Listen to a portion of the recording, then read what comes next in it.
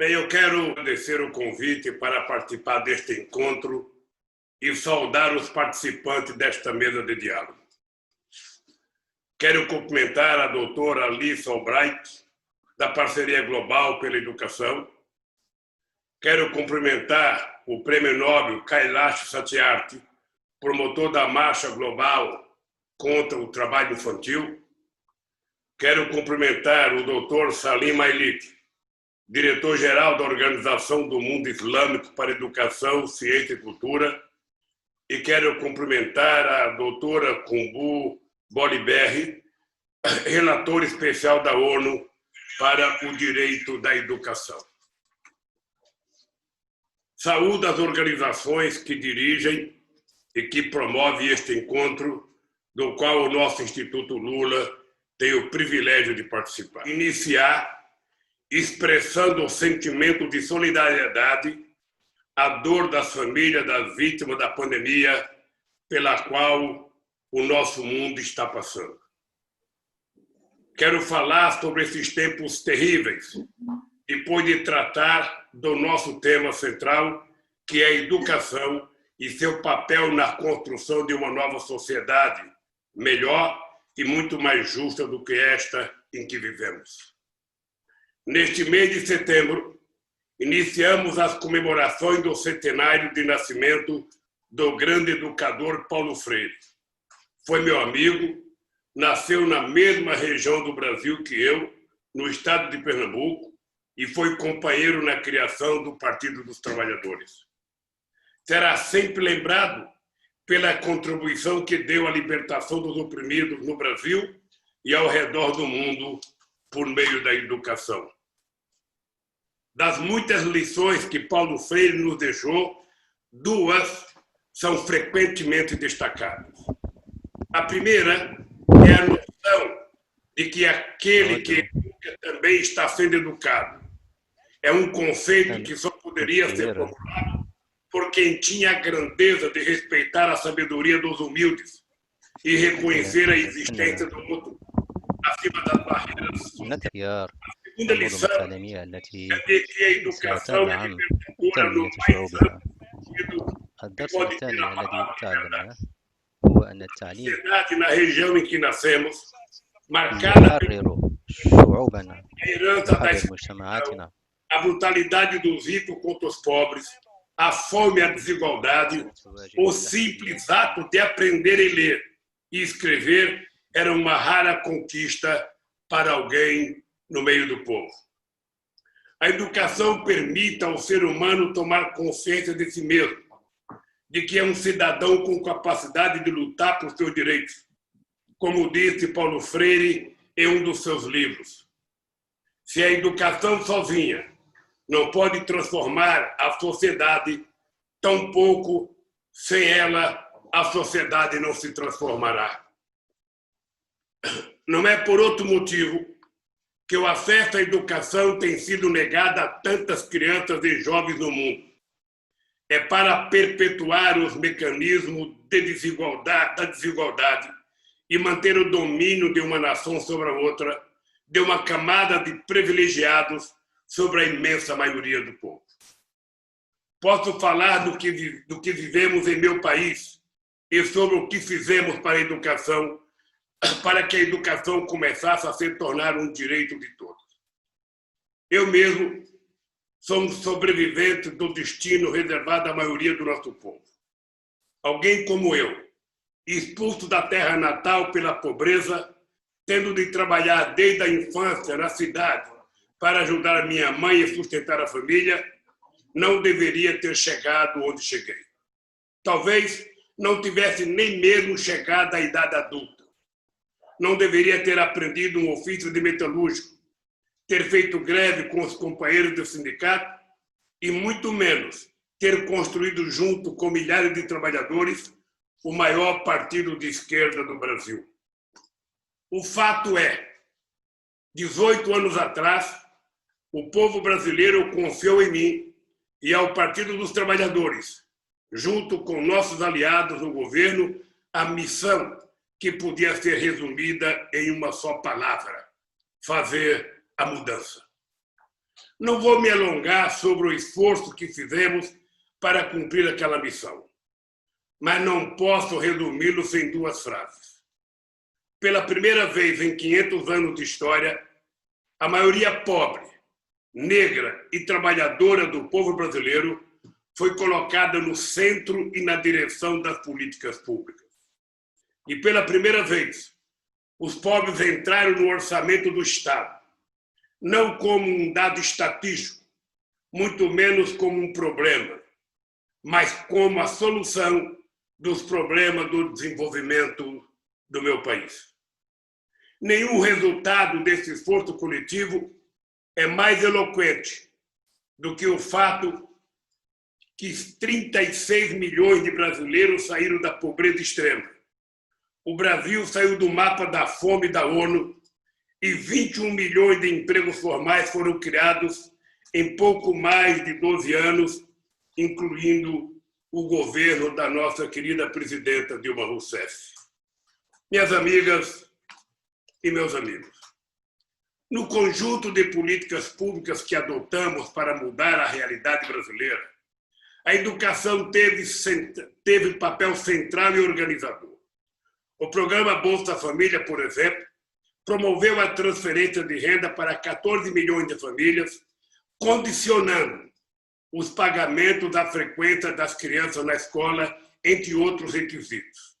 Creio que esta relação direta entre transferência de renda e acesso ao ensino é uma das chaves do sucesso do Bolsa Família, uma das razões pelas quais foi adotado em tantos outros países pelo mundo afora. Recordo-me de ter proibido os ministros do nosso governo de utilizar a palavra gasto e despesa para se referir ao orçamento da educação, que foi triplicado em nosso período. Aqueles recursos não eram gastos, eram, de fato, investimentos. Investimos na criação de um piso nacional para o salário dos professores das escolas públicas de ensino fundamental e médio, que no Brasil são administradas pelos governos estaduais e locais. Investimos na formação desses professores e na garantia de alimentação saudável para as crianças, que passou a ser adquirida diretamente pelos produtores da agricultura familiar. Investimos no transporte escolar seguro, num país em que muitas regiões a distância entre a casa e a escola tem de ser coberta por meio de ônibus, bicicletas e até pequenas embarcações. Investimos na aquisição de bibliotecas, de computadores para as escolas e tablets para os alunos. Sobre tudo isso, o companheiro Fernando Haddad, que foi nosso ministro da Educação na maior parte daquele período, falará numa outra mesa deste seminário.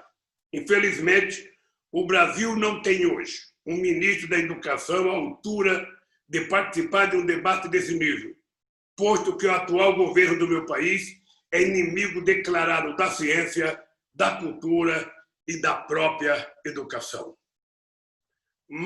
Mas não posso deixar de falar sobre 2 marcas que deixamos. A primeira delas foi a abertura de 430 escolas de ensino técnico e profissionalizante.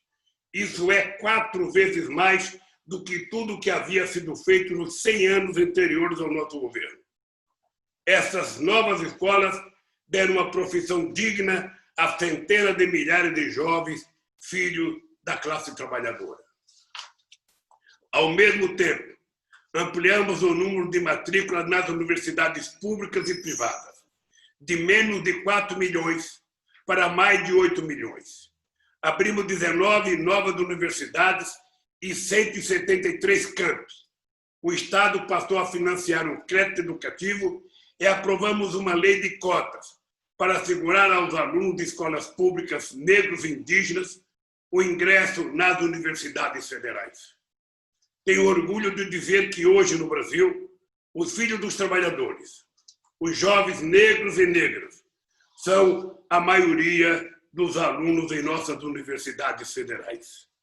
Meus amigos e minhas amigas, qualquer discussão sobre o futuro da humanidade sobre a sociedade que queremos construir tem de levar em conta os impactos da pandemia atual, que veio agravar a situação de extrema desigualdade social e econômica no mundo.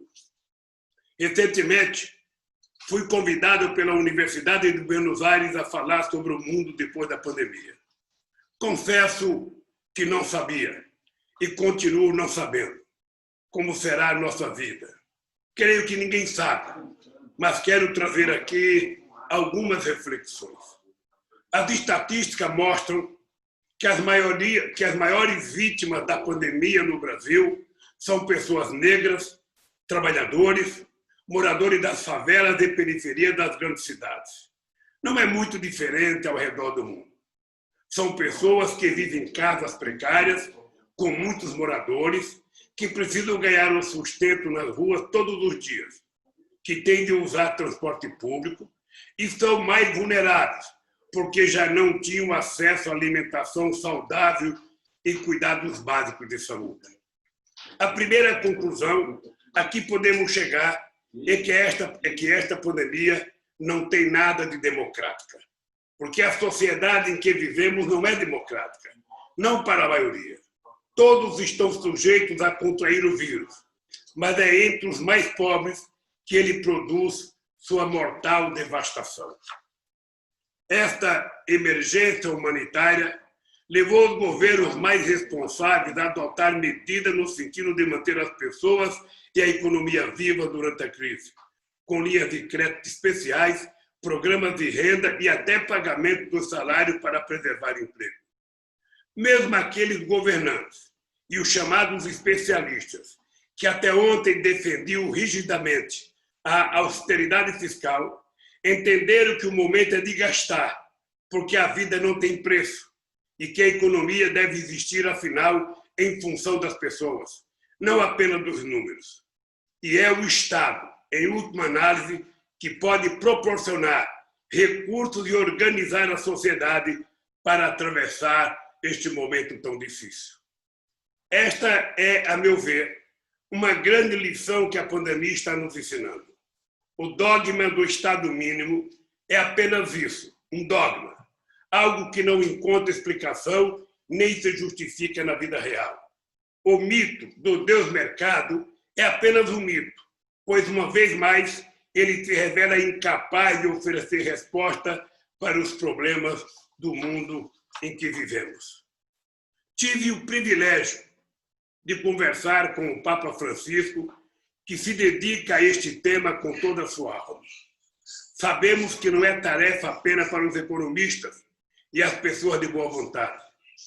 Tem de envolver a academia, os intelectuais, os artistas, partidos políticos, sindicatos, movimentos sociais, igreja, todos e todas. Mas não chegaremos a lugar algum se os governos do mundo, aqueles que têm o poder de Estado, não se engajarem objetivamente em uma profunda mudança nas relações entre as pessoas e o dinheiro.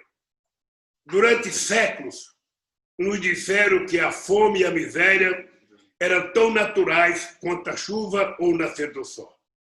Durante séculos, nos disseram que os pobres, a maioria negra, os filhos dos trabalhadores, estavam condenados a repetir a triste história de seus pais, avós, bisavós e até tataravós. Mas, pelo menos durante uma década no Brasil, conseguimos provar que um país pode ser governado para todos, com atenção especial para a maioria de excluídos. A imensa desigualdade entre os seres humanos é simplesmente intolerável, mas enquanto ela perdurar, haverá também o sonho de mudança que nos move para o futuro.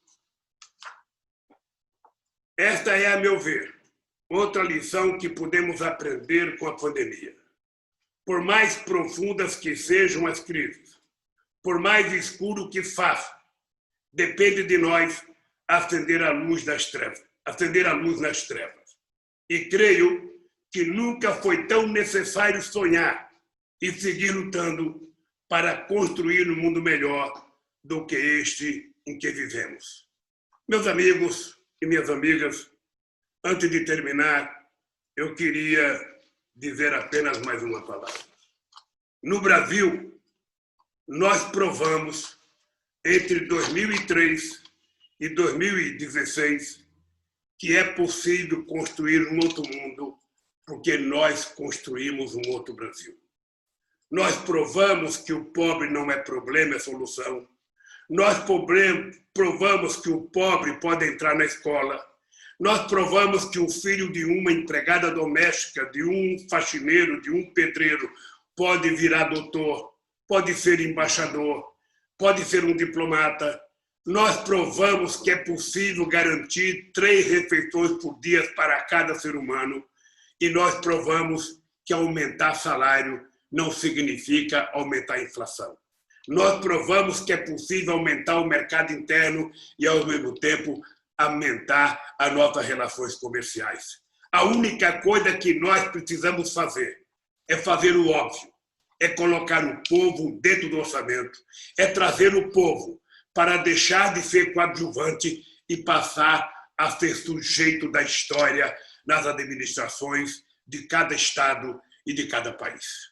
Por isso, muito obrigado a vocês, bom encontro e que Deus nos ajude a encontrar uma solução para a pandemia e uma solução pós-pandemia. Obrigado. Thank you very much. Muito obrigado, Sua Excelência, Presidente Luiz Inácio Lula da Silva. Your speech O seu discurso should be an icon for all of us.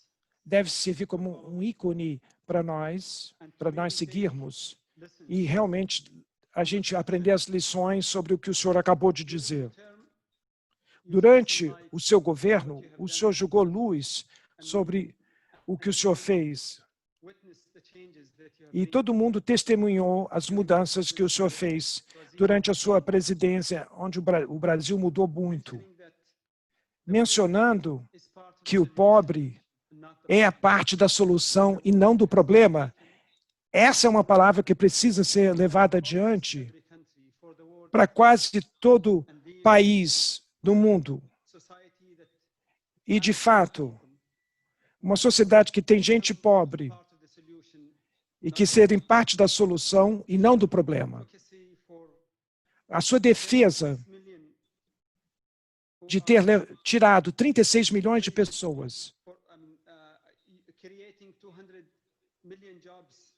e criando 21 milhões de empregos é uma outra história de sucesso que também precisa ser contada. O seu conjunto de políticas públicas, tendo a educação desempenhando um papel muito importante, é algo que todo o país deveria estudar, encorajar e seguir esse exemplo seu. Também afirmando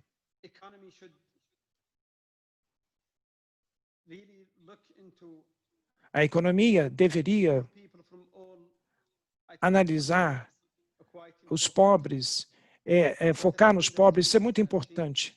E as mudanças que o senhor fez, e muita luta que o senhor enfrentou durante o seu governo, eu tenho certeza, como o senhor mencionou, essa pandemia é uma lição que nós podemos aprender algo muito importante, e que a tremenda desigualdade, na verdade, é intolerável.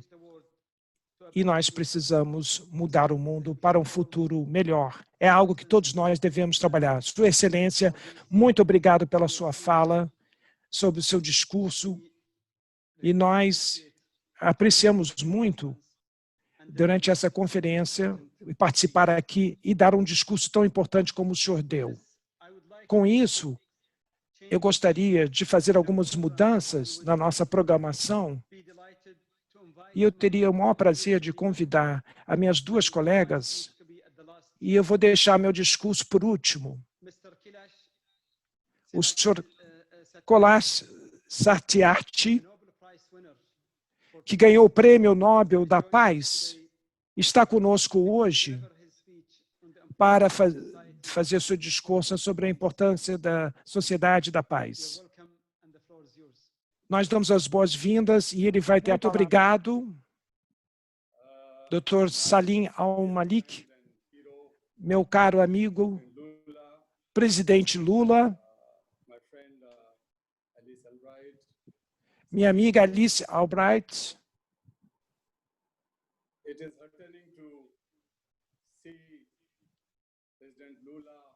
É muito bom ver o presidente Lula na telinha hoje, virtualmente. A última vez que eu tive com ele pessoalmente foi em Curitiba, quando eu visitei ele, quando ele estava na prisão. E ele vivia numa pequena cela. Nós tivemos muitas conversas. E ele disse que aqueles que têm objetivos na vida não morrem tão facilmente. E por isso que ele está aqui para viver até 120 anos. Então, meu caro amigo Lula, eu espero que você vive há 120 anos. E também nós temos objetivos parecidos com o seu na vida. Muito obrigado. E, doutor Salim, o senhor também vai ter que viver 120 anos também. Hoje, eu vou falar sobre um assunto muito importante. A educação sempre foi considerada um equalizador, um liberador, uma força libertadora, e que ajudava a justiça, direitos humanos, que é a chave para todos os direitos humanos.